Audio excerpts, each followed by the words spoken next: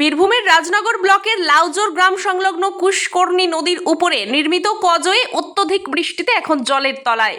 সংলগ্ন স্থানে রোয়া ধানের জমিগুলিও বর্তমানে জলের তলায়। মাথায় হাত চাষিদের।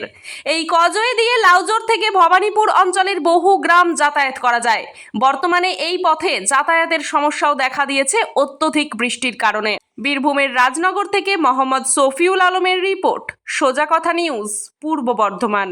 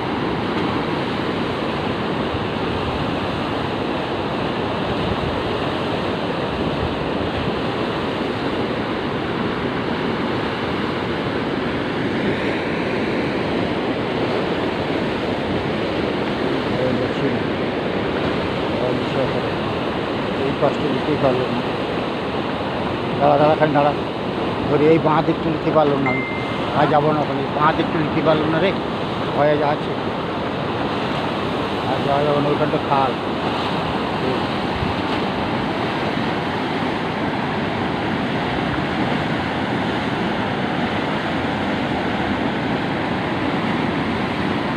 বাড়ছে জল, বুঝলি, জল বাড়ছে।